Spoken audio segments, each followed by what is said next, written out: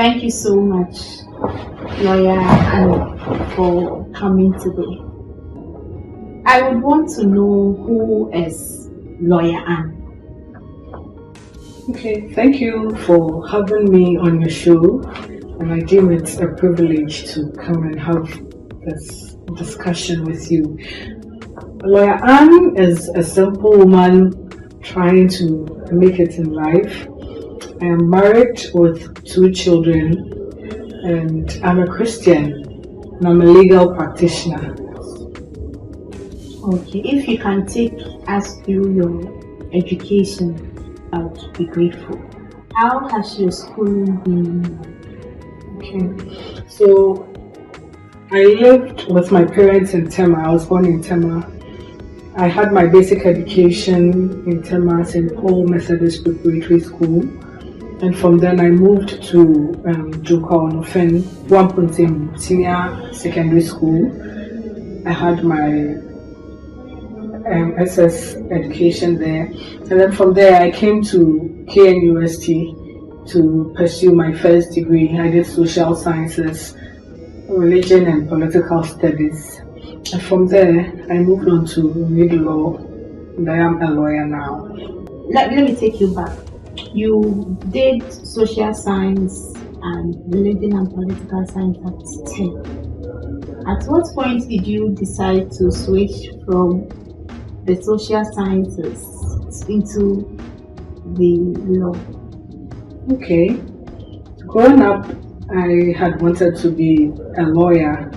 I had other professions coming to mind at a point in time, but after school I decided that I was going to be a lawyer, so I would pursue my studies in law.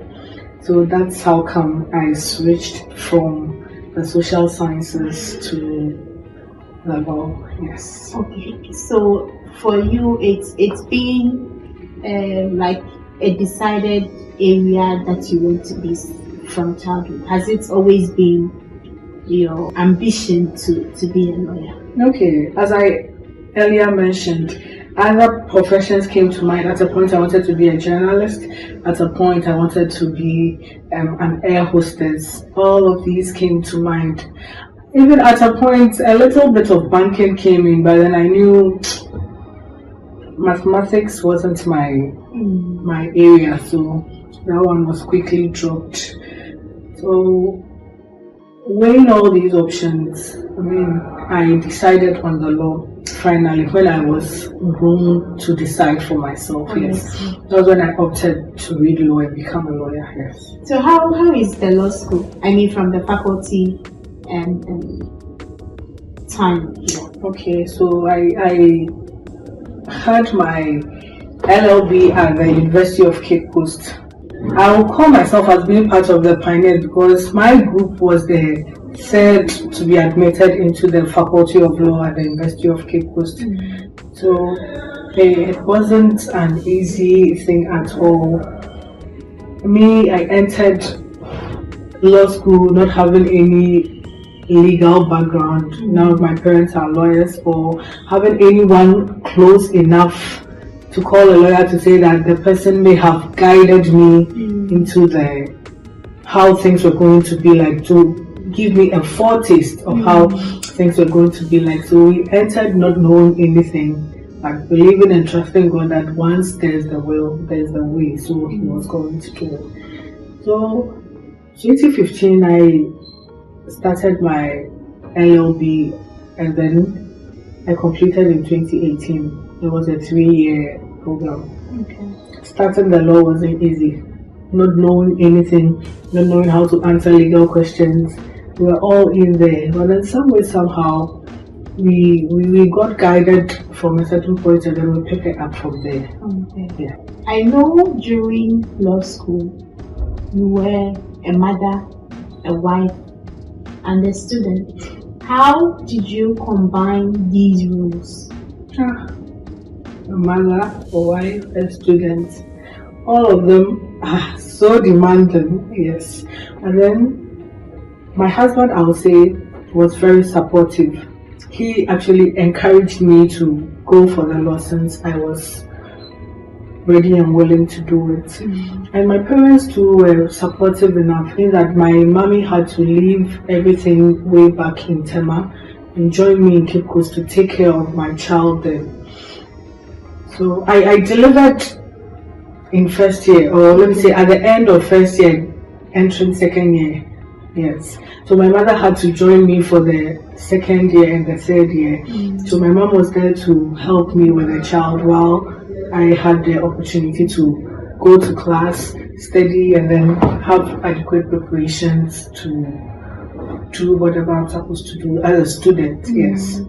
So I had support from both sides. My parents were supportive and my husband was also supportive. So it made it relatively easier for me. Yes. So you think motherhood didn't take anything away from you during your study of them? Would you say that you really didn't feel that pressure that we always all the time hear people say it's not easy to combine motherhood with studies? Yes, it's true, because at least I wasn't saddled with so much because my mom was there and she was doing everything when it came to the child. So I had the opportunity to be a normal student, even though I was married and I had my child. I had the opportunity to be a normal student, so I didn't miss lectures. I was always attending lectures and I had enough time to study as well. Yes. So I wasn't pressured as should normally be because I had that assistance. So from the faculty, the Ghanaian law system or the study of law is such that from the faculty you would now have to go and write the entrance examination so that you enter into the Ghana School of Law for the BL. How was your shift from the faculty into the Ghana School of Law? That transition, I want to know how you were able to get into the Ghana School of Law. Okay, so we completed in May 2018 and the law school entrance exam was conducted in July. It's done in July every year, and admission was in, I think, October. So May 2018, right after school, I came to Kumasi because then I was married. I was living with my husband in Kumasi. So I came to Kumasi and I was told that the KNUST Faculty of Law organizes this summer program for those preparing to write the law school entrance examination. So immediately I registered and I joined. Yes, so I joined till July. Yes, the classes ended in July when we had to go and take the examination. The exam was taken in Accra, so we went to Accra to write the exam. Yes, and for our experience, something funny happened, and we had to go back and take a supplementary exam. I think 2 weeks after. Yes, so preparing for the exam, I was at home with my husband, but then I used to come to the Faculty of Law every morning, and the classes was between 5 to 9 p.m. every evening. So I'll come study during the day and then have the classes, and then by 9 p.m. I'm off home. Yes, so that's how I prepared for my examination. We most often than not hear stories of the Ghana School of Law being a place of struggle, being a place where you go through difficult times and all that. How was your experience at the law school? Okay, the law school, the study of law is not easy. It's not easy at all, and at this stage, you are not just reading the law, but then you are learning how you are going to practice it. Yes, that is what is done at the law school. Okay. So we are reading the law in addition to learning how to practice the law you are studying. Yes, so it wasn't easy. So I quite remember when I started, I thought I could do it alongside being a mother, having my child around, making sure, taking her to school, caring for her. But then along the way, I realized I couldn't combine both. So I had to take my child back to my mother in Tema and then come and continue. I took her in April and I had my first part 1 examination in May, so in June, sorry. Okay. So I had to quickly come and then prepare myself for the examinations. During that period, I moved from home because I realized being at home I would have been too comfortable and too relaxed. So I had accommodation on campus SRC hostel, which is very close to the Faculty of Law. So I used to sleep in the hostel and then go and study there too. So that was what happened till I took my part 1 exam. Part 1 wasn't easy, especially with the courses. And then somehow we managed and we sailed through. And then we got to part 2. As for part 2, the courses are only 4, so relatively it was quite better. During that time too, the COVID broke out in the world, so instead of taking the exam in June, it had to be shifted to September, so it gave us some time to prepare adequately for the exam. So all things being equal, we put the exam in September, and December when the results came, we had passed, so we were called to the bar in December. How is law practice? Practice of law, the law itself is not easy, so the practice will definitely not be easy either. But then at least the only difference is that you don't have to prepare for exam, but you prepare for court, you meet your clients, you have to prepare for them, all those things, and needs preparations. So practice of law, after completion in 2020, I started attending court in 2021 January. So the first day I went to court, I was with my senior colleague, so I only had to watch, listen and observe. Yes, my senior introduced himself, he introduced me too. I mean, there was an excitement there because, of course, why not? Yes, I've also been accepted as a lawyer, and yes, your name is entering into law books, law records, and very soon you have your name out there in law reports. So, yes, the excitement was there. And then for the first period, or let's say right after school, the first few months, there wasn't much for a junior lawyer to do. You only had to listen when you go to court. Observe and see how things are done, so that when the time comes for you to also take your place, you don't go overboard. Yes. So, yes, that's the practice. So far, the practice of law has been rewarding for you. If you are asked, would you say it's been rewarding? Would you encourage someone to take the law profession as his profession? Rewarding, I would say, I know the profession is rewarding because once you are diligent, once you work hard, the more you work hard, it is something that you either win or lose. Because definitely once someone has brought someone to court and you're representing the person, it is 2 different opinions.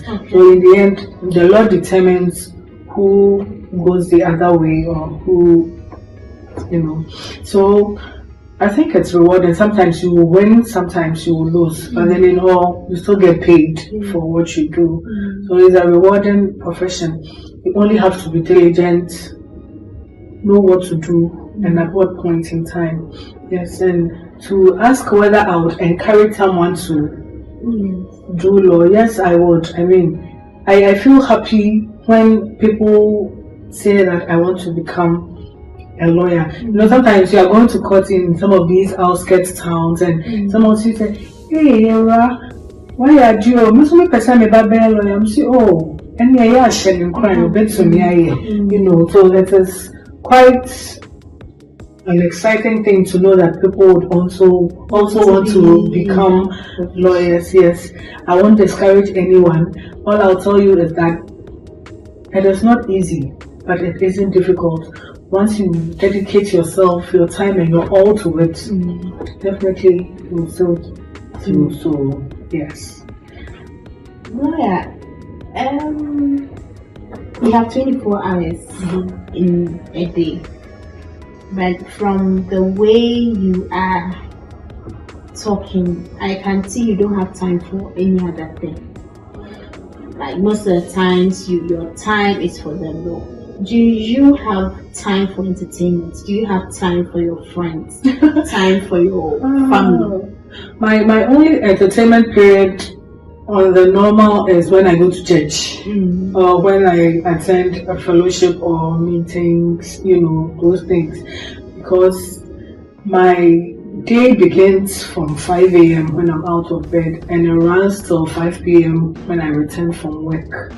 And when you return, definitely you're tired, so you have to relax.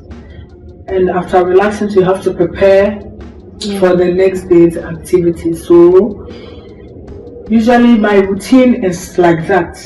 And then on Sundays, I try my best to attend church. I don't usually miss church services for anything.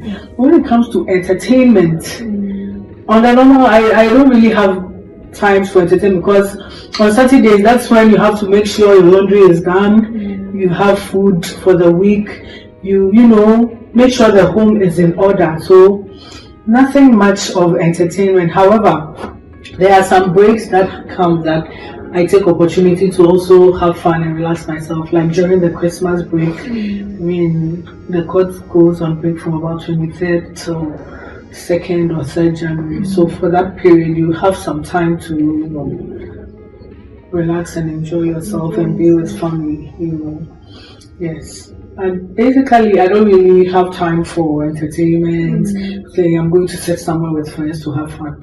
I don't really do that. I don't have time for that. For those things. Yes. But do you know I've been following you for some time now, and there is this thing that I have realized about you. And today I would want to know.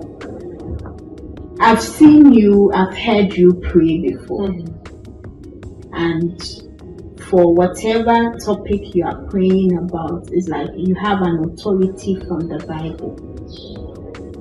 I also know that the law is based on authority. Is your study of the law, your practice of the law, an influence to your religious life? Honestly, you are only now drawing my attention to that because I didn't really know. Growing up and being a Christian, what I learned was that when you're praying, you have to put God to what He has promised you. Yes, His promises are here and amen. He says that we should ask and it will be given unto us. And He said, whatever you ask in my name, I'll do it. He gives us so many things to base our request on, so that you know that this is how you have to ask me, and this is the way that you ask me, you are going to receive from me. So I as in putting it to, when you're in contact, you say, I'll put it to you. When I'm praying to, I tell God, I put it to you that you said this. So, yes, look to your word and perform, so that is it. So maybe somewhere, somehow, it's interrelated because in law, it is your authorities that makes you fortified in whatever presentations you are doing or whatever thing you are doing in court. So, yes, somewhere, somehow, I'm sure subconsciously that may have an influence on it. Yes, I see. So I would want to switch the questions, or the question that I just asked. Okay. Has law also influenced your daily life? Well, yes, because knowing the law, it's like basically you know what to do and what not to do. So you are guided by whatever you are studying. Because I always tell myself, as a lawyer, I try to avoid liability as much as possible, because I know what liabilities come with. The consequences may be dire. You may not even be able to take yourself out of it. Exactly. So being a Christian and being guided by the Bible, and being a lawyer and being guided by rules and regulations, I think it helps me to shape my life and live my life in such a way that I would not find myself where I don't want to be. Yes. No, what I don't want to do. I see. When I say I have watched you, it means I have watched you. I Yeah, really want to really say that I have watched you. During your study of the law, you experienced motherhood. And now that you are into the practice of law too, you have experienced another side of motherhood. With the two, how was it? The study of law as a mother and the practice of law as a mother. Okay, so I had my first child when I had entered LLB, yes, at UCC, and my second child is only 7 months, so that is during my practice. Like I said earlier, at Cape Coast, I had my mom there who was performing the motherhood role, and I was just being a normal student. But practicing law and being a mother is not the same, because here my mom is not here. I have to take the responsibility as a wife, as a mother, and as a legal practitioner, which is also like being in school, because you always have to be studying. So comparing the two, I think now I'm in a more difficult situation because there isn't that extra assistance to help me. But all in all, the day opens up, you get to go and you come back, you don't know what will happen, then the next day has come. So that's how we live, even though we plan our lives in such a way that we would have enough time to take care of the home and have enough time to handle the profession too. Yes. I want to give you 2 minutes, 3 minutes. Educate the public about something on them, or something that is on your heart that you want the general public to take notes of. Okay, so something brief I would say about, the end of man's life is death. Definitely, we will all die. So when somebody dies, it is two things. It's either the person has died leaving a will, or died not leaving a will. When a person dies leaving a will, we term it as the person has died testate. And when he dies without a will, it is termed dying intestate. So when a person dies leaving a will, we have laws regulating that. And then when a person dies not leaving a will, that's where the PNDC law 111 comes in. That's why I'm sure it is common to most people. Yes. So when a person dies and the person has left a will, there's something called probate. You have to take probate. Yes, that is going to the court to tell the court that indeed this person has died, he has left a will, and this is the will. So the courts will then invite the parties by the registrar and then probably read out the will to them. So after that, there's something called a vested assent. That is when whoever the properties have been left for, the properties will be vested in them, so that now it is no longer for the dead person, but it is for the people who have been named in the will to have inherited, or the property would have default into them. Yes. So if that vesting assent, you don't take the probate for that vesting assent to be done, then the property hasn't become yours. Yes.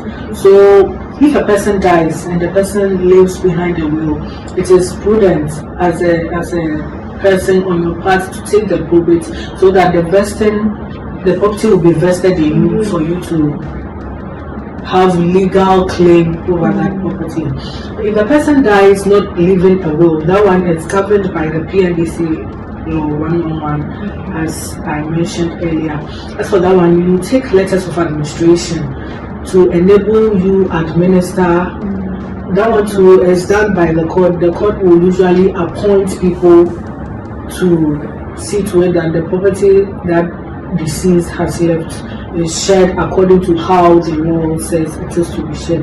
And for that too, vested assent still has to be done after the letters of administration have been taken, so that if, let's say, the wife is taking about 9/16 of the property has to be vested in the wife, or if it's the husband, so it has to be vested in the husband to give that person the legal claim over whatever property has come to him or her. So what I would tell the public is that once a person dies, whether the person died having left a will or not having left a will, the court has ways by which the thing has to be done to enable you claim legal ownership over it. If a person dies and you don't do all these things and you start dealing with the property as you want, it is called intermeddling, and that intermeddling is a criminal offense under the laws of Ghana, and you will face punishment for that. So it is right and appropriate that once a person dies, a family member dies or whoever dies, you do the right thing, give the person left a will, take probate, have vesting assets done, and then you can have claims over the property.